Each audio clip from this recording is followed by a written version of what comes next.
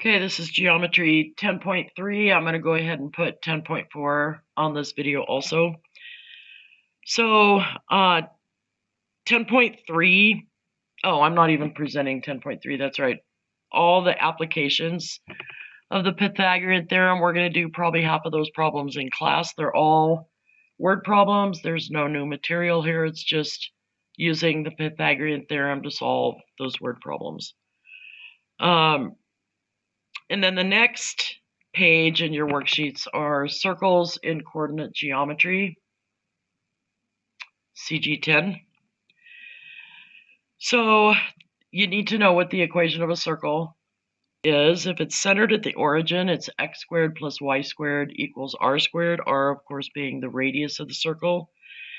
If it's not centered at the origin, it's x minus h squared plus y minus k squared equals r squared. You may remember from your work in Algebra 1, or maybe not, when you were doing quadratic equations, parabolas, that the vertex of the parabola was hk. Well, in this case, the center of your circle is going to be hk. So let's look at number 1 on your worksheets. So it has this picture. So I know that the center of this circle, forgive my lopsided circle, the center of the circle is -4, 3. So I know that h is -4, and I know that k is 3. I also know that this radius is 3. So when you're doing problems like this, you want to identify these 3 things first of all, h, k, and r. And now we can just write our equation of the line. So because h is negative, this is going to be x plus 4. Because remember that the formula is x minus h. Well, but this is really x minus -4, which is really x plus 4.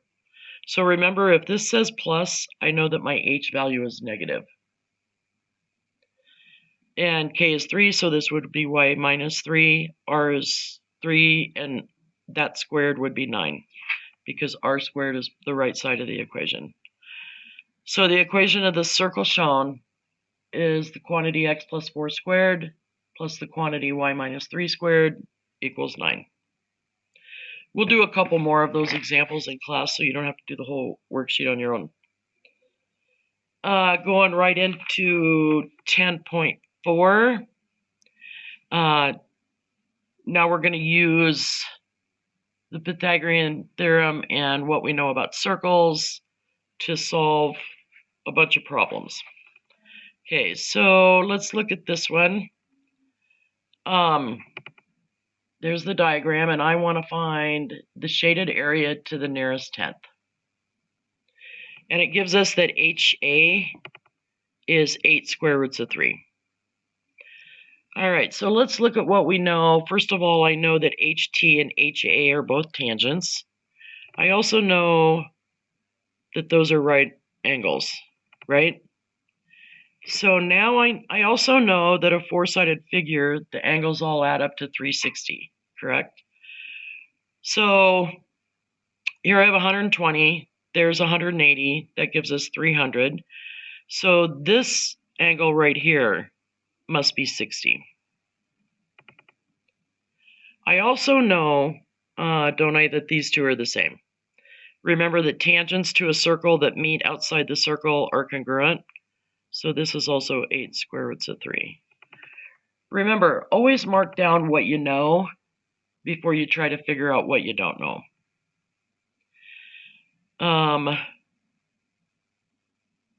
If I were to split this in half, and remember this diagonal, this is a kite, right? This diagonal of a kite bisects both of these angles. So there is a 30, 60, 90 right triangle. And I'm just going to separate it so that it's easier for me to work with. So if I want the area of the shaded region, First, I want to take the area of the triangle, of this triangle, multiply it by 2, because there's 2 of them. And then I want to take out the area of this part of the circle. All right, and that will give me the area of the shaded region. So first of all, let's find the area of this triangle. And remember, the area of a triangle is 1/2 the base times the height. But I need to know what these values are first, right? So remember that the longest side in a 30, 60, 90, or the longest leg, is x square roots of 3. So 8 must be x. That's the length of the shortest side. And those are really, oh, I do need this other leg. Oh, wait. That's the hypotenuse. No, it's not. This is the hypotenuse, sorry. So that's 8. Then that means that this is twice that. That's 16. So if you look at this triangle, there's the height and there's the base. So I'm going to go 1/2 times 8 times 8 square roots of 3. That gives me 32 square roots of 3 for just this triangle. Just this triangle. So, where was I? Oh, and then I need to know what the area of this whole circle is. But I know that the radius is 8, okay? And I also know that the area of a circle is pi r squared. 8 squared is 64, so the area of the whole circle is 64 pi, right?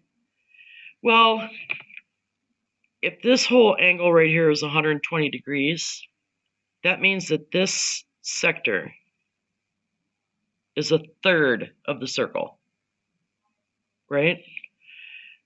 So I want to find 1/3 of 64 pi, which is around 21.3 pi, which is about 67. Sorry. So this is the area of 1/3 of the circle. And let's not forget that this is the area of one of my triangles. So the area of 2 of those triangles minus the area of the sector is going to give me the answer, right? So the area of 2 of those triangles is 64 square roots of 3. The area of the sector is 67. And if I do that on my calculator, I get around 43.8 centimeters squared. And that is it for chapter 10.